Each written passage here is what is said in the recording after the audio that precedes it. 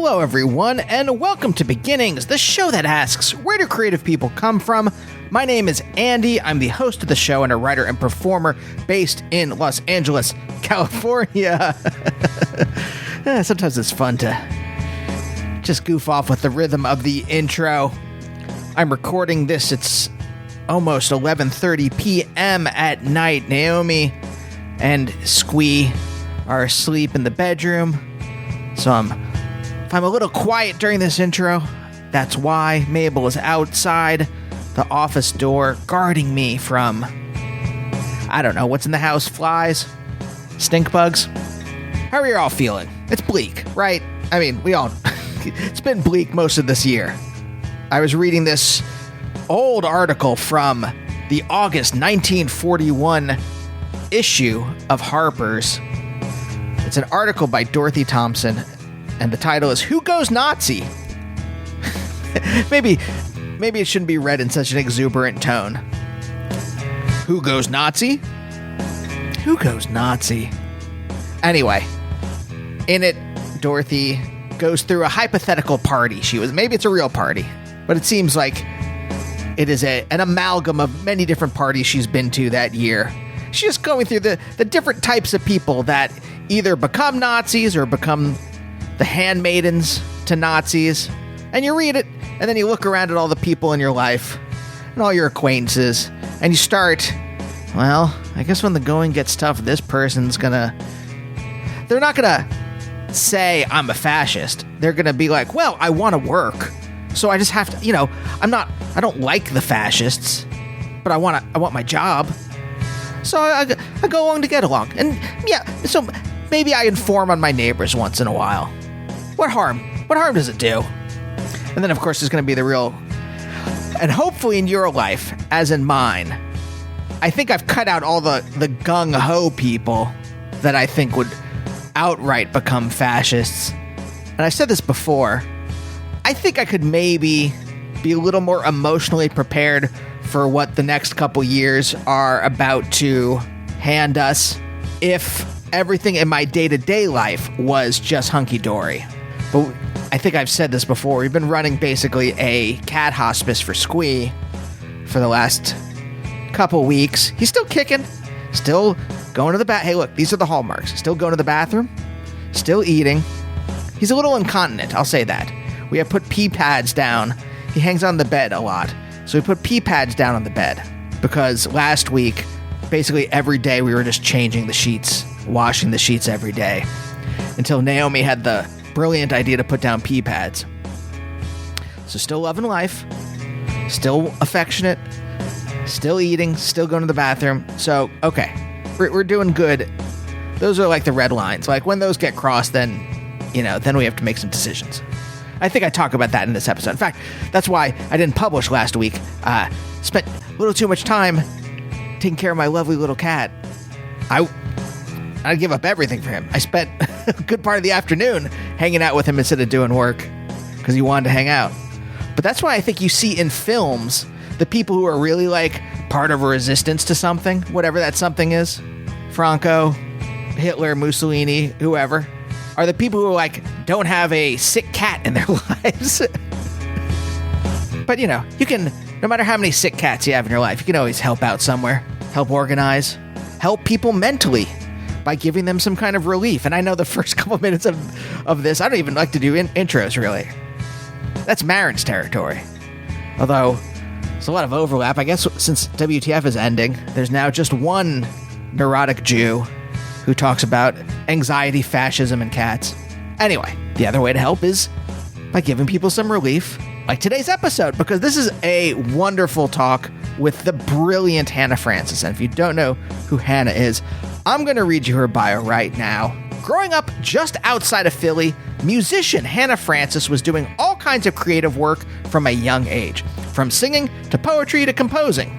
In 2018, she made her first album, White Buffalo, and since then has recorded 4 other albums. Her 4th album, Keeper of the Shepherd, garnered a great deal of acclaim, leading Fire Talk Records to reissue it earlier this year, as well as release her new album, Nested in Tangles, which is out next week, and it is fantastic. I can't say enough good things about this album. I had to cut. I gushed over it at the end, and it was a little too much, so I cut a lot of it. But this was a wonderful talk. Hannah came to the Zoom ready to get into it. A lot of therapy talk, and I thought this was very cool, a lot of how therapy has changed her creative process. I thought that was very interesting. Got into her family background. Maybe some of that is why she's gone into therapy, and so much more. Get all of her albums. Get Nested in Tangles next week when it comes out. You will not be disappointed. Coming up on the show, I just did 2 really good interviews last week. One with Julia Kugel from the Coat Hangers. Really interesting. Another with Mark Hollander from the ROI band, Aksak Maboul, founder of Cram Discs. Brilliant experimental label. Put out so much amazing music. Aksak Maboul is amazing. That was really cool, although maybe I fixated a little too much on him growing up right after World War II. But stay tuned for those. But for now, let's talk to Hannah.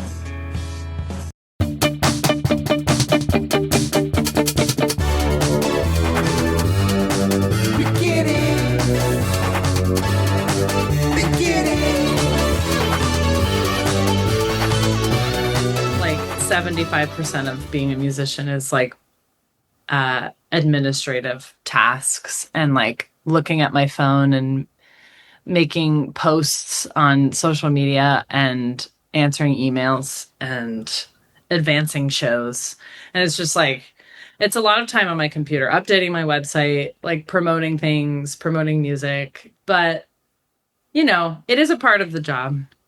And I think there's seasons of creativity. Like right now I'm definitely in like a touring, like external season where it's like more social and I'm out in the world, and I'm not in like a creative introspective place. That's usually very much winter time.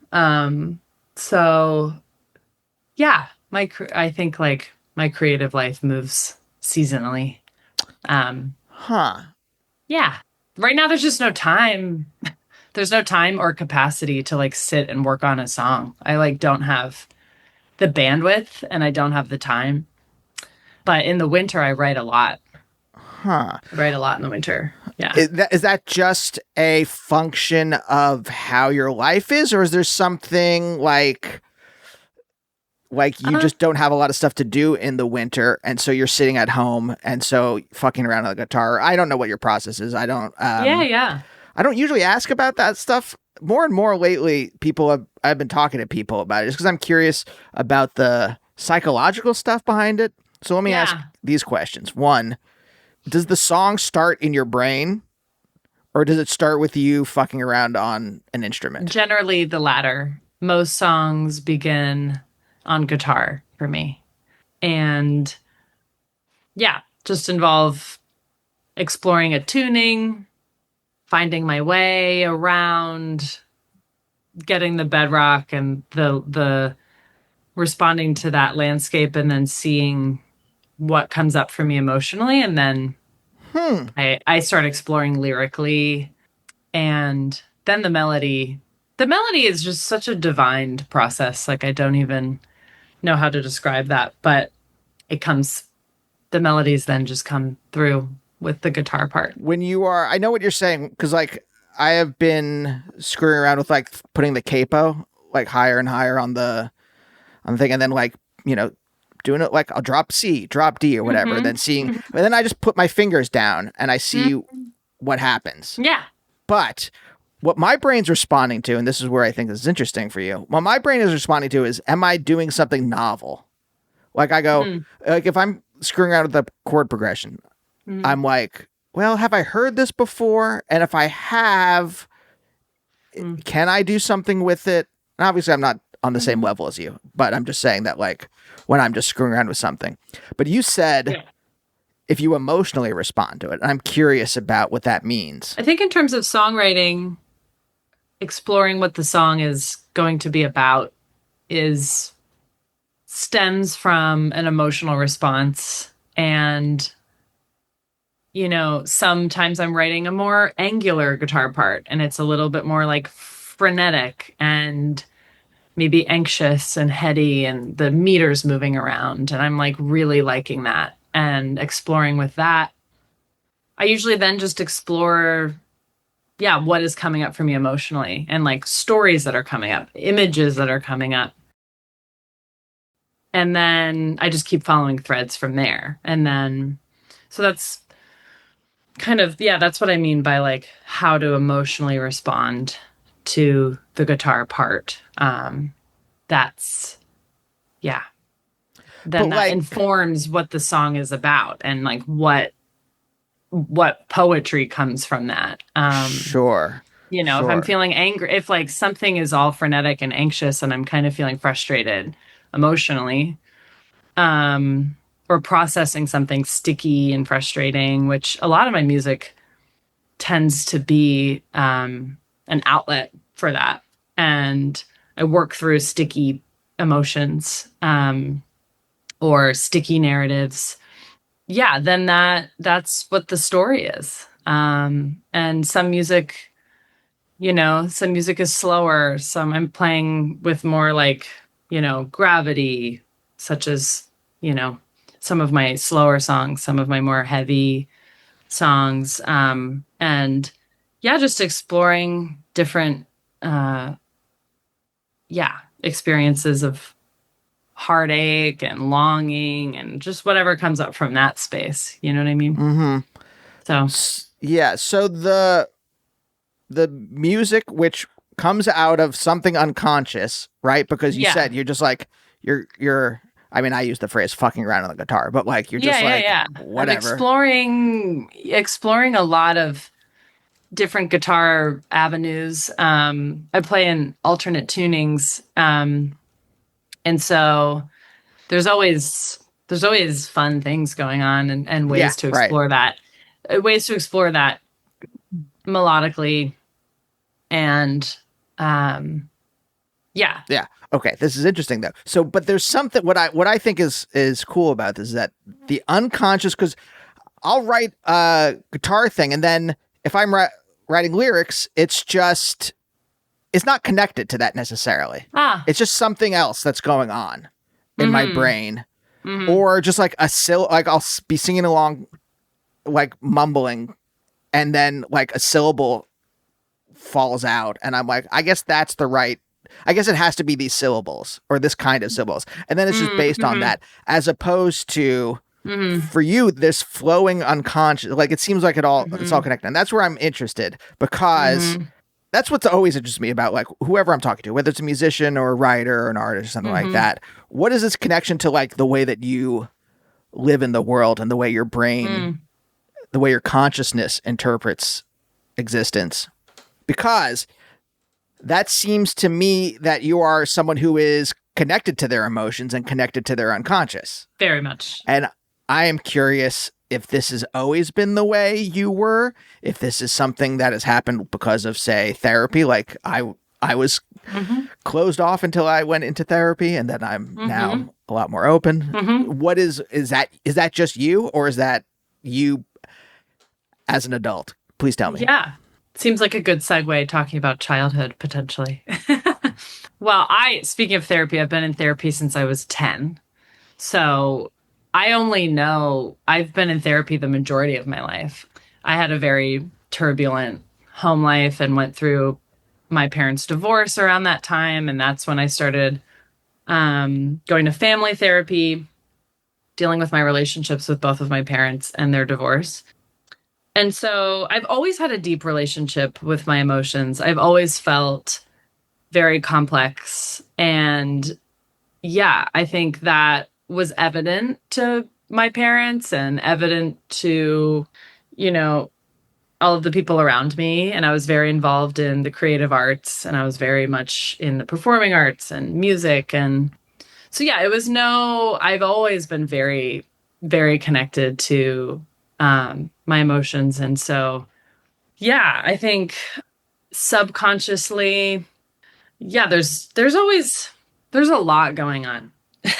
There's a lot going on within me.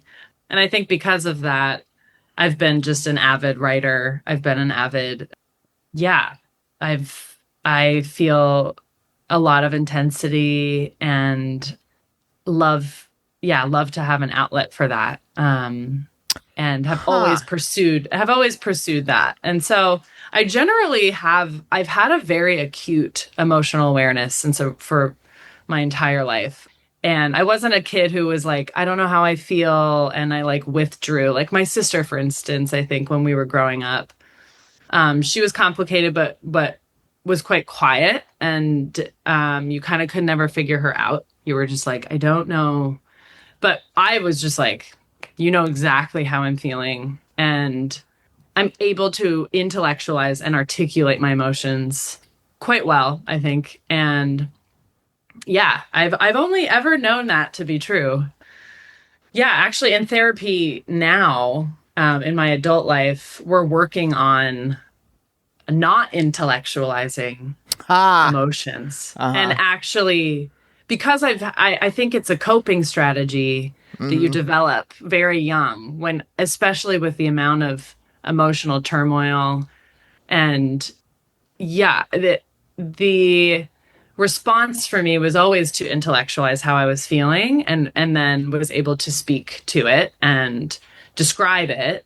But that is not the same thing as actually feeling. And I think, I've always felt very deeply at the same time, but I think in my adult life in the last maybe like 5 years, I've really reckoned with how much, how potentially difficult it is to truly feel, and how unsafe maybe I always felt to just be in my emotions, especially around other people. It's why it's always been very difficult for me to cry around people. That's a very rare occurrence when I'm like truly in my feelings in the presence of another person. And so actually, because I'm a very solitary person, the last few years I've been working on, really just feeling, and like somatic therapy. So a lot of like processing emotions on a physical, energetic level, instead of always in the mind trying to figure it out. And if I feel sad, then I have to like know exactly why I feel sad. And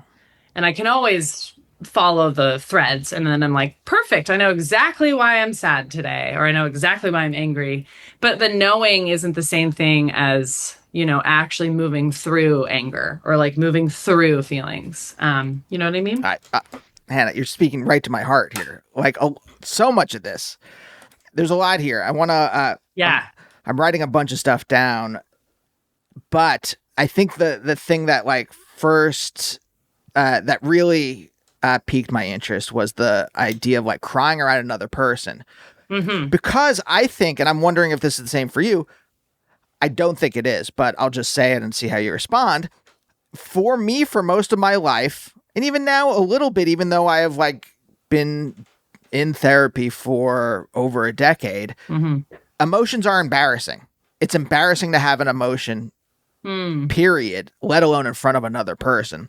So I think I said this before we started recording, but my cat Squee is in his end stages of life. And it's been a lot lately because we're like trying to figure out what is the line between, I talked to his vet yesterday, and we were talking about what, we don't want him to be in pain, but we also don't want to do anything irreversible, I'll just say, euphemistically. If he's still enjoying life, we want to figure out what the line is where he's just in pain, and when figure out what that line looks like. And my wife, we've been like giving him all these medicines and subcutaneous fluid. This has been going on since about July. And for the listener, we're now like mid to late August. And like last week, my wife was like, like we were talking and we're sitting there and Squeeze sitting on our laps. We're sitting together and, we're talking about this stuff, and like a tear like kind of like welled up in my eye. And my wife was like, it's okay, you can cry. And I go, I know, I'm just not doing it. It's not, I'm not stopping myself in front of you.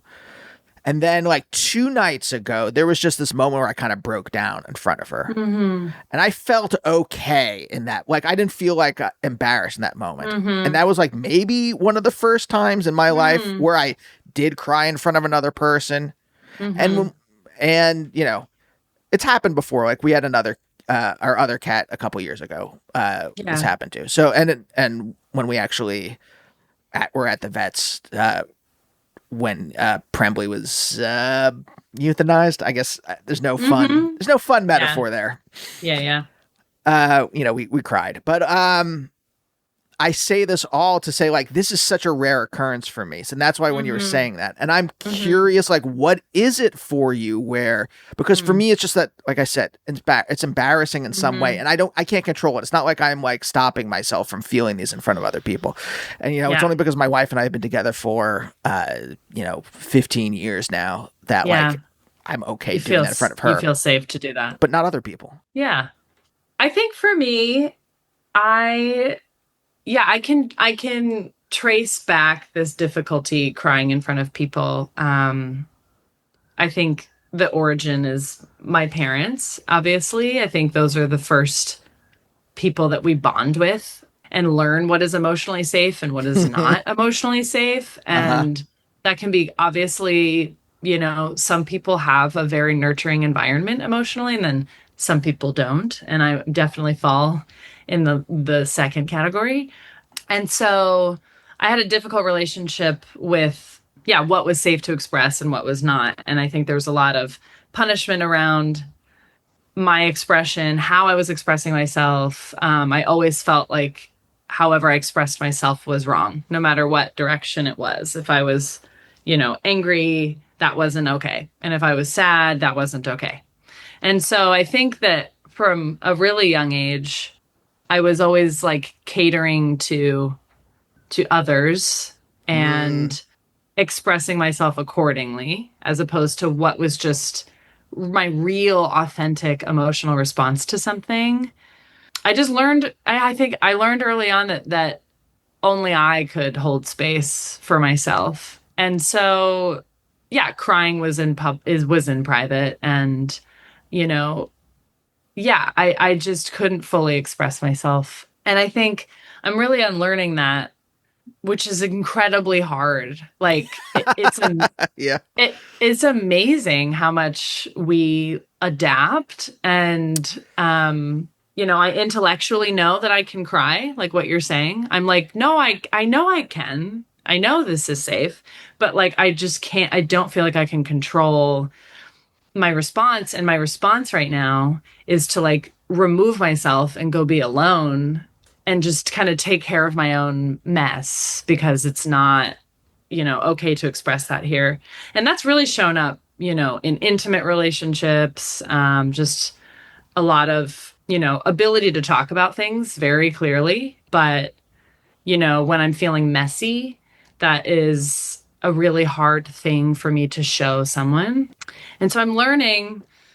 I have a lot of amazing people in my life and friends and, parental figures who are continuing to show me that it's safe to feel. And no matter how I'm feeling, there's permission. There's a lot of permission. And so that has been massively healing in the last few years. And I feel it's kind of nested in tangles. My record is a lot about kind of the entanglement of all of these learned, ways of being, and how I'm trying to disentangle myself and feel more free and liberated ultimately. And so, to learn that it's safe to express. And I think that does start with ourselves. I think, a lot of like reparenting therapy and parts work. Parts work is What's that? Parts work is like a therapeutic model that my therapist introduced to me.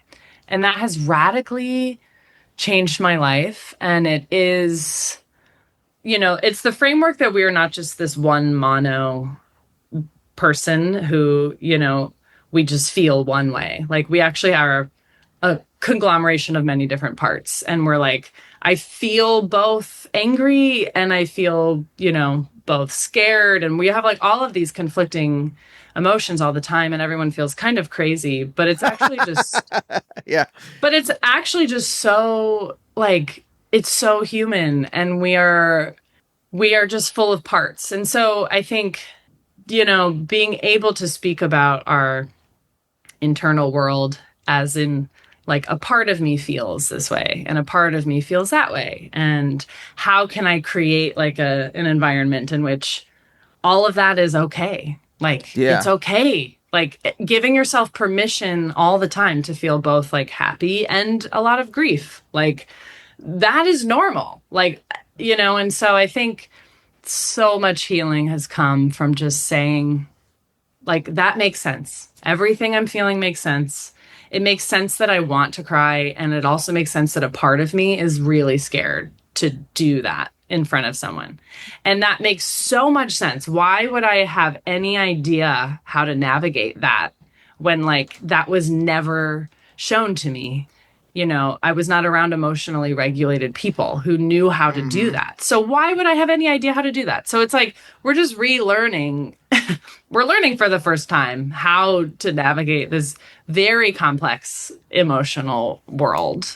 Yeah. Yeah. You saying that makes me think of the fact that we're still crawling out from under the corpse of the Enlightenment. Not to intellectualize all this, but the Enlightenment, which was a conceptual theory, a way of living that dominated centuries, that made everything that cut out all of the messiness of life. That like, here's a definition of one thing. This is the way it is, and this is the way it always is, right?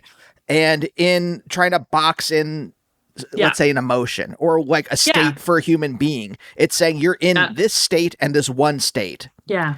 And when the Enlightenment part of it was also, this is just not to, in case you don't know or the listener doesn't know, it was basically tied to this idea of progress in which the more technologically advanced society got, the better life would be for everyone.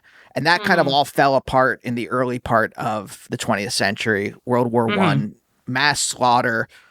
It showed that all this technological development just ended up with like millions of bodies, and it started to like lose its influence on people. And out of the corpse of the Enlightenment came the idea, like, we're only seeing it bloom now, but the idea of like, say, spectrums, or the idea of like humans being a ball of contradictions. Yeah, totally.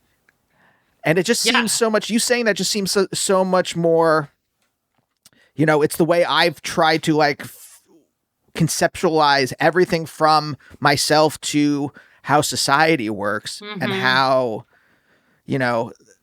Hegelian ways of thinking, Marxist ways of thinking, and all this other kind of stuff. But sorry, yes, that's what that made me think of. Yeah.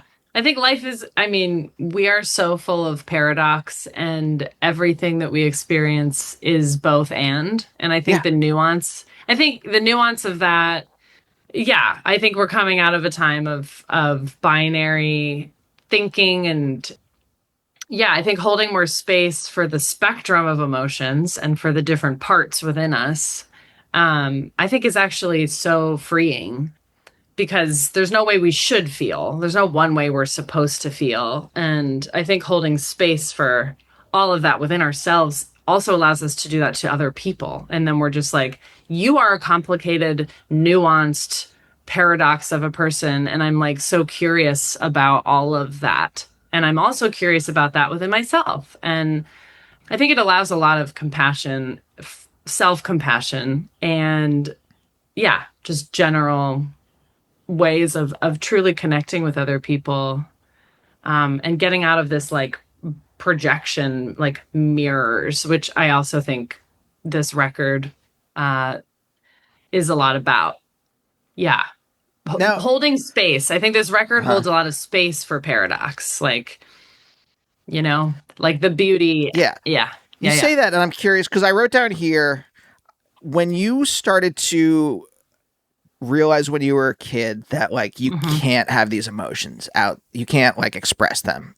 Was that a conscious thing, or was that just a reaction to seeing like what happened when you did it, and so you're like, definitely. It was just the second? Oh yeah, I think as a child, children are so free. They are not self-conscious. They are so free and authentic, and how they feel, what they want, like, is just so clear to them. They're just like, you know, they can't speak about it because that kind of intellectualizing comes later in development. But I think that when children learn, oh, when I do this thing and I'm punished for it, then I shouldn't do that, because like that reinforces this sense of restriction. Or, when I'm crying in school and I'm like taken out to the hallway and punished for like making a disruption in class, I have to then now, like it's a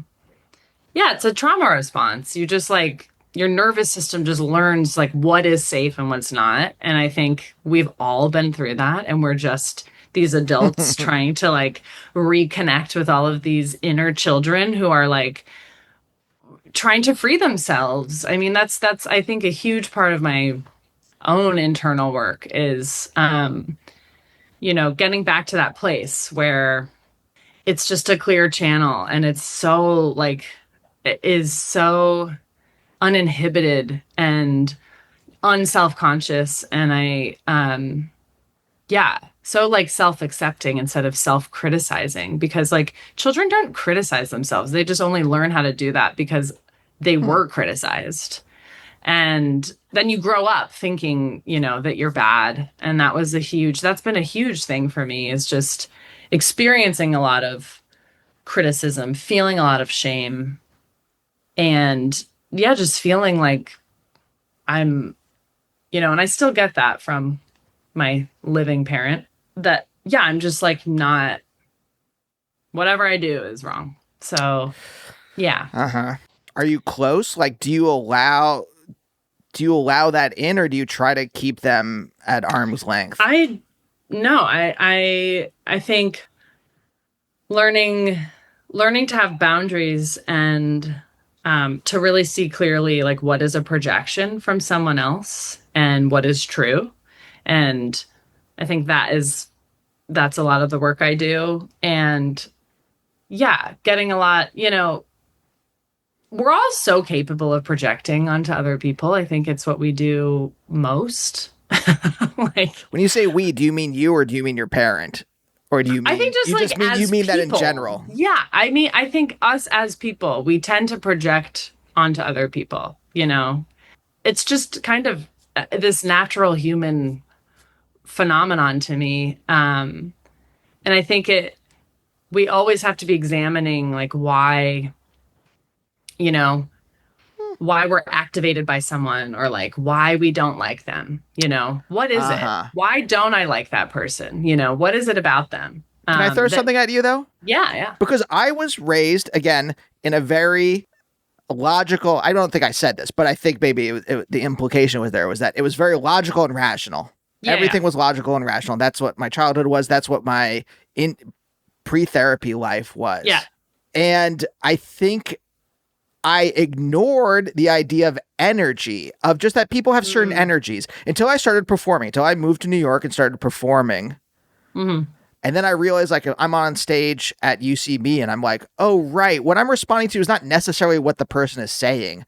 I'm responding to like the way their body is and how they're saying and all this other stuff. And I've more and more, I've come to the realization that I think logic and rationality is a way of rationalizing just how we respond to other people's energy. Like when I think about like what, like I can tell you like why my wife and I get along, and I can tell you about all the different things in our relationship, but really at the core of it is like, we have good chemistry, like our chemistry, right? Yeah. And that's kind of inexplicable a lot of the time. Yeah, exactly. So I'm curious about, is that what you're... Totally. I mean, I definitely believe in just energy and ways that are inexplicable and intuitive. But I also think sometimes when we're like, being projected upon or projecting onto others. I think that can be just so sticky, so relationally sticky, where you can't truly see the other person. You're just kind of seeing your own reflection.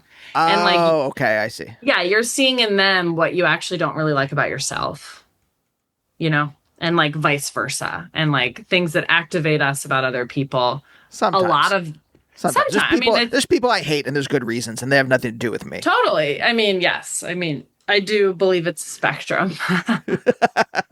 I do believe it's a spectrum. I think there are some like literally evil people, and that is not a projection. That's just like logical. Like there's so like, you know what I mean? Like our entire government, for instance. Exactly. That's not relationally.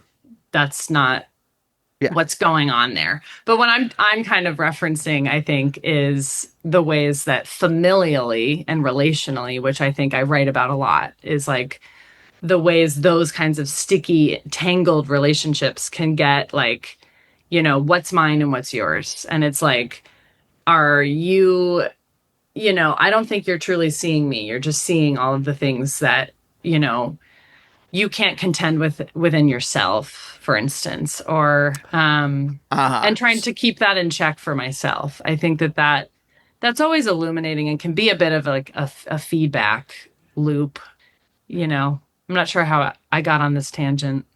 No, I think that's rough. When it's a parent doing that to you, that's extremely rough. Like, I mean, I think the parental child relationship is so it's just phenomenal how close that is, you know, especially like, yeah, you created someone. It's wild. Like you just literally birthed someone and then you're like looking at them. And if you haven't done your work, which neither of my parents did, yeah, you kind of just like, I don't know. I guess I'm speaking about like generational trauma and the ways that we just don't, when people don't deal with their shit and then they like literally project it onto their children. And then like that pattern just kind of keeps repeating itself until someone chooses to stop the pattern. And I think in my family, that's me. Yeah. Same with me and my wife. We're like, we're not having kids. No. Yeah. I'm like, I hope I have a child, but I think I'm going to, in the ways that I will stop this pattern is I will be able to parent in a very like compassionate, patient, and loving way. Yeah, you sound like you would. Yeah, exactly. And I think that's because I've done a lot of work in my like teen and adult life to get there. But were they young parents, your parents, when they had you? No, they were both 35. Oh. Yeah. Do you have an older sister? Is the sister older? Yeah, I have an older sister. She's technically a half sister. But we have the same mom. Different dads. Yeah. She's 4 years. She's about 4 years older than me. Okay. The way you were describing that, it sounded like they were young parents, like they were like 20, 22, something like that when they had you. Yeah, so they were they were full on like into They were adulthood. like 35, but like extremely emotionally immature people. Yeah. Where do they come from? My dad, who passed 10 years ago, he grew up, the youngest of 5. He grew up in outside of Philadelphia in Pennsylvania. Where? Mainline? What are we talking? Narberth? Lancaster. Oh, yeah. No, I know Lancaster. Yeah. Chameleon Club? Yeah. I'm from Reading. Oh, cool. Okay. Yeah. I grew up outside of Philadelphia. Where? I grew up in like Chester Springs, Chester County, Westchester. North? West suburbs of Philly. So like past the main line. Okay. Yeah. But I spent a lot of time on the main line. A lot of my friends in high school went to like Conestoga, and I was in the School of Rock. Cool. I did the mainline School of Rock, which was in Bryn Mawr, or Berwyn, actually. Berwyn. But yeah, my dad grew up in Lancaster, went to Catholic school, you know, pretty like straight and narrow, conventional guy, went to Penn State for business. He was a business guy and just graduated college and like, you know, worked his way up the corporate ladder. That was pretty much his vibe. And my mom grew up in Iowa, the oldest of 5. And yeah, I had a pretty tough childhood. My dad's parents like were married, you know, he had a very stable kind of potentially, very Nothing dramatic whatsoever. But my mom came from a lot more drama, and her dad, raging alcoholic, left them. And when my mom was maybe like 8 or 9, and so disappeared, raised by a single mom, my grandma, who's an incredible, spitfire kind of woman. She's like so great. Still alive, lives in Chicago. And yeah, my mom just kind of, a lot of abandonment issues, a lot of childhood trauma, a lot of, alcoholism in her line of the family. I think, she's an alcoholic herself. So Like alcoholic and dealing with it, like in recovery, or alcoholic just like alcoholic, like in denial. Like there's just kind of this like, oh, I only have half a bottle of wine a night. I'm not an alcoholic. And I'm like, that's like every suburban woman has ever said, is like, I don't have an alcohol problem. I only have a half a bottle every night, which is a dependence on alcohol. So I come from, her whole line is pretty substance dependent, but yeah, that's not something my mom deals with, like within herself, I think. But yeah, I mean, she's a brilliant musician. So wow. My upbringing was like really conventional dad, musical in his own way, not like an actual musician, but loved music and like really like had a deep appreciation for music and an incredible music taste. And then my mom is a classical pianist and teacher, piano teacher, went to school for music. So yeah, she teaches voice and piano and does a lot of, after my parents' divorce, she taught in lots of different schools around the suburbs, high schools, grade schools. And then she had a private studio. So I grew up like in my mostly high school time around lots of her students, a pretty like, her house was just this like open door policy with like tons of kids all the time, like rehearsals. She directed choirs. She, she's very much like a community fixture. Like she's a really creatively generous and like gifted person, most definitely. So, yeah, she was like big time motivator for me growing up in terms of being very active in the performing arts. I was doing like multiple choirs. I was a dancer. I played trumpet. I took voice lessons. I was in jazz band. I was in musicals constantly. And then I joined School of Rock in high school. And so it was just there was just like music all the time, everywhere. That was my entire life. So, well, then how much of it was a conscious choice? Like, I want to do that. I would like to do this for a living, or I want to make music myself, or whatever, however you want to say it. How much was it that, and how much was it just like you just kind of flowed down the river that had been there? Yeah, I think it's the most natural thing for me. I don't think I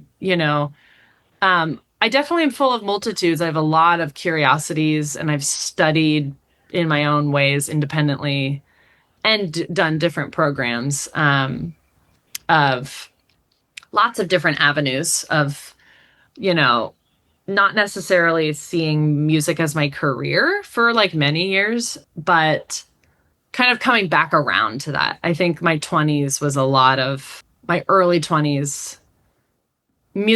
I started writing music at 18, and that was just like, that was a no-brainer. That was the most natural expression for me. And I was pursuing music. I dropped out of art school after a year, and I moved to New York. And the goal at that time, so like age 19, was to go to New York, work on like repertoire, and like audition for a music school in New York, whether that was like the New School or Manhattan School of Music. What year is this? This was like 2016. Interesting time. Yeah, I was 19. I remember 2016 in New York very well. I remember the start of the decline. Yeah, definitely. I was living in the East Village. Nice area. Yeah, and I was nannying for a family in Brooklyn.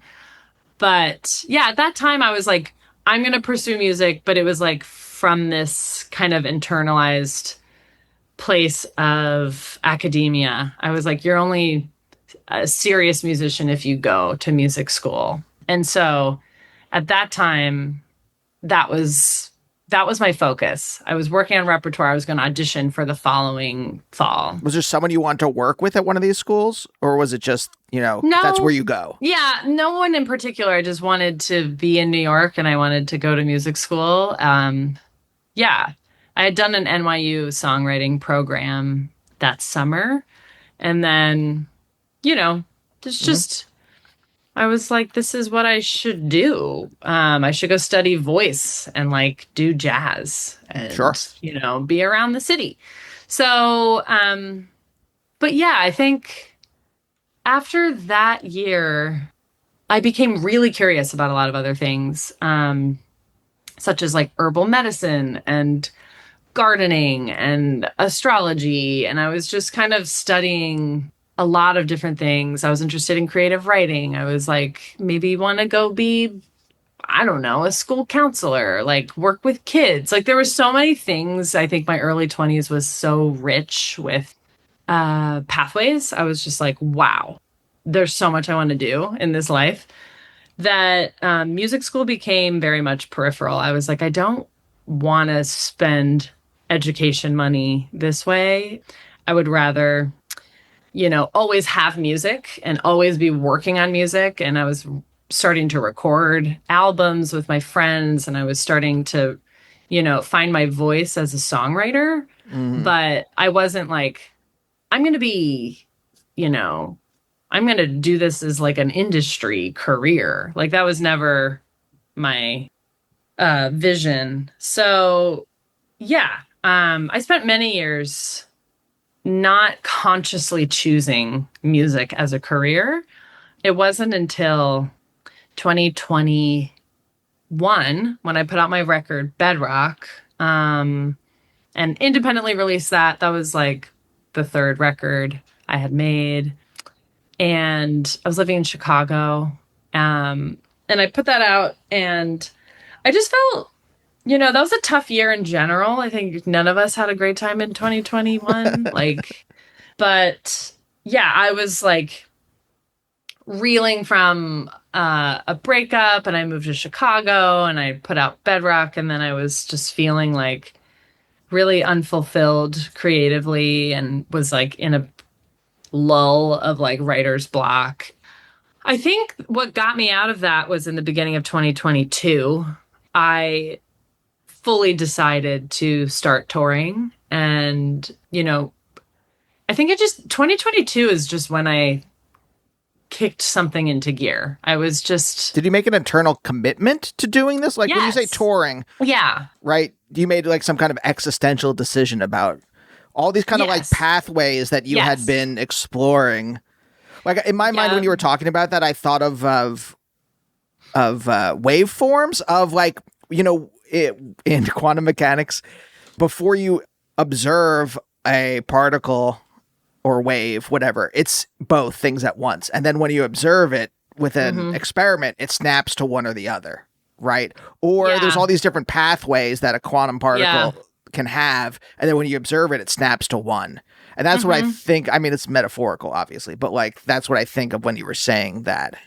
But you have to make the observation in this metaphor is the existential decision. This is me. Yes, exactly. I think I had, started to solidify myself, in my writing and then I think it was an internal commitment that I was open to being seen doing that. It felt like a very private process for me for many years and I rarely performed.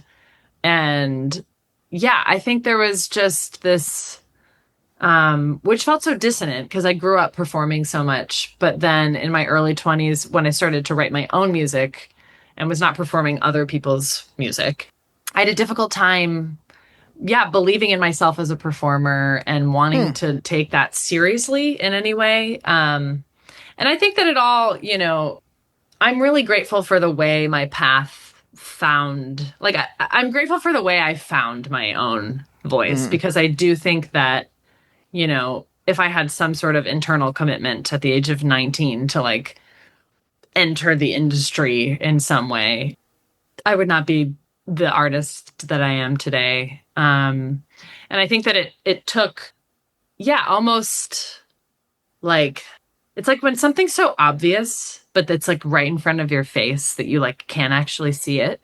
I think that's what it felt like to commit to myself as an artist who, like that my music was important and that I like had to really commit to this. It was like, I just wasn't looking at that for a really long time. I mean, a really long time, as in maybe 6 years or so. But then once I looked at it and saw it and I was like, okay, I'm committing to this.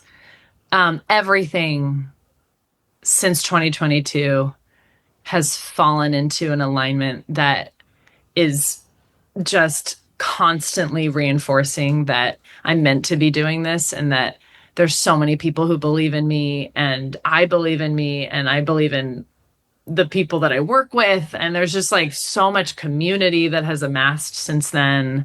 And I think, yeah, that the world has just affirmed that I'm like just doing that. I'm doing what I'm meant to do. And of course, there's always existential feelings about that, especially in this like bizarre industry where we're trying to find our own paths. And I'm like, what do I want to do? What is my path as an artist? What are my values? How do I want to show up? Well, it's 2025. Authentic. Your values better be selling out, baby. There's only that. There's nothing else. And I won't. And so it's just, I won't do that. And so it's becoming clear, really being pretty staunch about what I believe in and what I don't believe in and what kind of music I want to make and how I want to present it and how I want to move through the world. That is, that's something that I'm trying to create and co-create. Yeah, all the time. But yeah, that was a roundabout way of answering your question, that it was a conscious choice eventually, but it was always the most natural thing. Once I chose it, I was like, oh, this is... Yes, it always is. It always is. It's always the most obvious thing. And you're like, this is the most natural thing for me to do. And, nothing else felt, nothing else felt right. I always say, I talk about it being like excavating. I had to excavate. The desire was always there. I just couldn't access it. And it took me a while to excavate. And I think this is interesting. And we're right at the end of the show. I just have a couple questions that I just want to sew up that, you saying you having these multiple paths, right? In your early 20s. I was curious, you saying like, you had this mom who's kind of critical. Yeah. I would think that you would kind of push away from, if she's this classically trained musician and like that is, a lot of her life is music. Yeah. I would think naturally I would push away from that. And I'm wondering if any of that kind of those multiple pathways that open up to you is in any way a function of that? Or is it just a function of like, I'm in New York and I'm meeting like 10,000 new people with 10,000 new ideas. And so this is interesting. I'm just like, there's something interesting to me about you having this kind of feeling in you and then you moving away from it. I'm wondering if that is a kind of push against your mother or if that is just something else. I don't think it was pushing away from her, although our relationship has always been very difficult. You would think so. But Yeah, I mean, although my mom was really critical, my dad was really critical. My mom pushed me a lot to do art and to do music because she did believe in me and she does believe in me. And she always did affirm that, even though she's extremely intense. And she affirms me in her own way. It's not like always I always have to ask her for affirmation because she doesn't like willingly give it. Hmm. But yeah, I never felt she was always supporting me to do music. And my dad was like, "You're not going to music school. And I'm not paying for you to go to music school because you won't make money. You're going to be like your mom, who is like a broke music teacher. And I don't want you to have this path." And so I had these two like very diverging voices in my life that ultimately, you know, and sadly my dad passed right before I went to college. And so I I had his own like limitation within me of like, you can't do this and like, make it or whatever, whatever that means. But yeah, very like limiting narratives. And I think that Mm. ultimately I had to just work through that Yeah. mess for Yeah. like a large chunk of my 20s. I was just like, I have this like drive that I get from my mom, and that's just, affirming myself that I have a gift, and I have a deep instinct and understanding of music, and I'm like meant to do this. But then there's also this voice that of conditioning from my dad, that I think I just got caught in between. I think I've always been in the crossfire of both of them, and have had to find my own path within that. But I think more than anything, it's just it's just self-limiting narratives that obviously were fed by others, but I had to really work through that, and a lot of fear around, taking up Yeah. space as an artist, Yep. taking up, a lot of fear around that, a lot of fear of rejection, a Uh-huh. lot of fear of being perceived. And so I think that's really what inhibited me from taking myself, quote, like seriously as a musician, and actually identifying as a musician took me a really long time. Yeah. When you say being perceived, do you mean being perceived, period, or being perceived in a way you don't think is you? I think a bit of both. I think being perceived in performance, that's taken me years to feel like I really believe in myself enough to like take up space in a room, and Yeah. especially like play Uh-huh. solo and play this like very vulnerable music, and yeah, to believe in myself enough to do that. I mean, it's like that's a lot of bravery. And that although that took me a while to tap into, and it wasn't really until it wasn't until the last few years that I was like, I think I do love this. And I actually really do believe in this music, and I love sharing it, and I feel affirmed doing it. I think I had to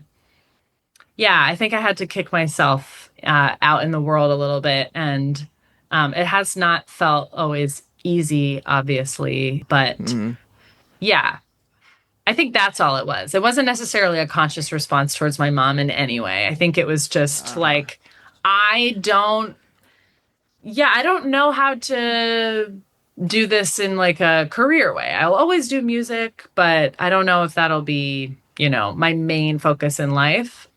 And so I had to explore a lot of other things and kind of find my way back around. Gotcha. Okay, Yep. last thing. This came up Yep. early, but it's stuck in my head the entire time we've been talking. I tend to think that if music can do anything, there's a ton of Yeah. things music can do. But if one of the things that you are using music for is emotional expression, Yeah. I tended to think of it as a way of processing those emotions. But something Yes.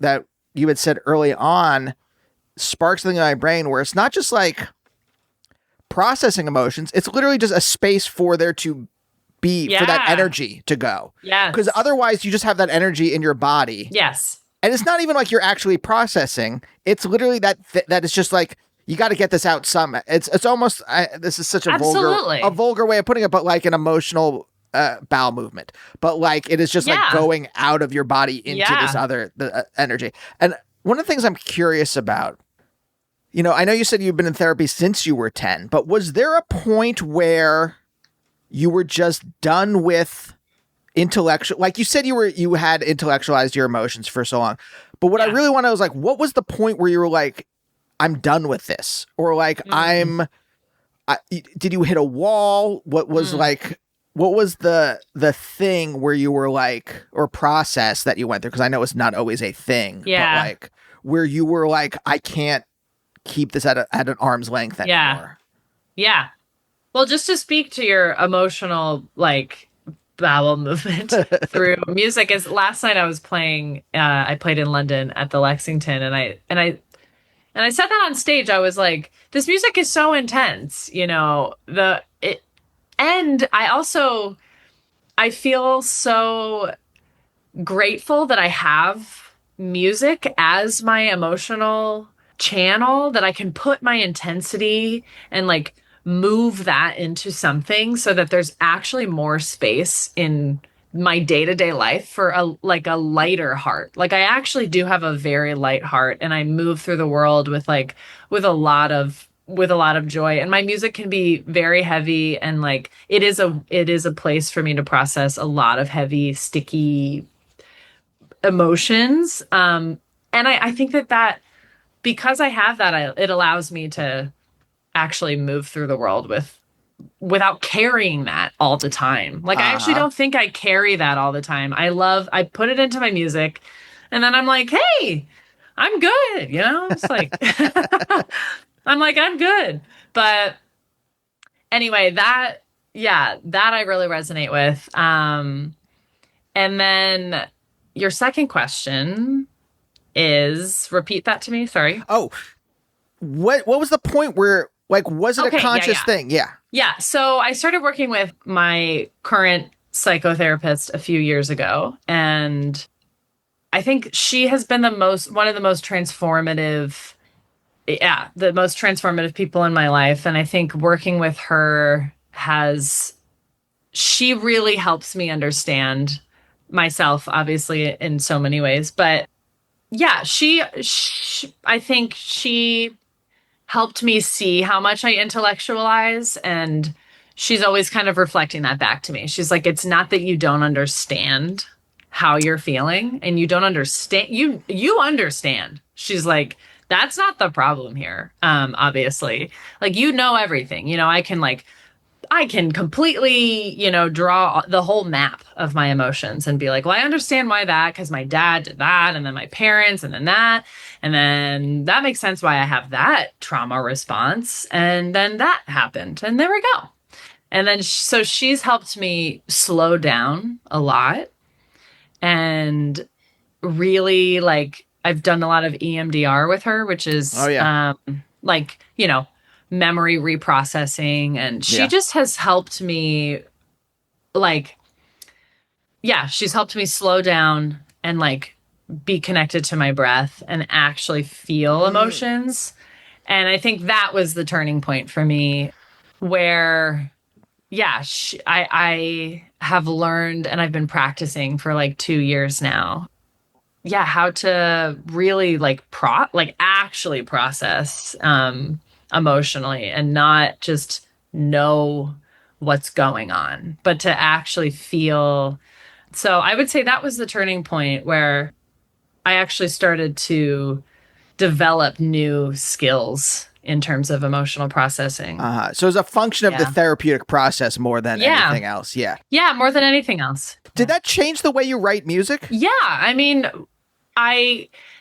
beginning to work with her coincided actually with the bulk of Nested in Tangles and writing that record, because there was a lot of parts work, like I mentioned earlier. There was a lot of ways I was like holding so much space and permission for all of my, you know, all of my emotions, and with EMDR, just like reprocessing memories and like holding space for difficult memories.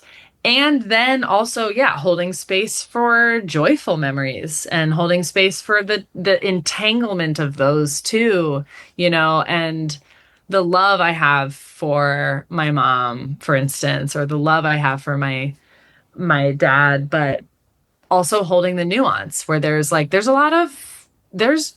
lot there. Like, I love you, and I also am like so hurt by you. And, I think that is a profound nuance to hold. And I think that therapy and really doing that work on like a deep level while also writing a lot of music, that informed this record so much. And the whole concept of being nested in tangles was like exactly what that all is. Is just like, wow, I am so entangled in all of this. And that's okay. And that is what it is. And there's a lot of space there and there's a lot of understanding there. But yeah, I do think that has profoundly impacted my writing. And, now when I try to rush to just figure something out, I move a lot slower emotionally now, which I think is that's just a part of my maturation, I think. But yeah, so there you go. Hannah, what an absolute pleasure this was. Wow, it has been so nice. Thank you. Yeah, thank you. The new album is fantastic, by the way. Thank you. Thank you so much. And we'll see you next time. Bye. Bye, oh, bye, oh, bye, oh, bye, oh, bye, oh, bye, oh, bye.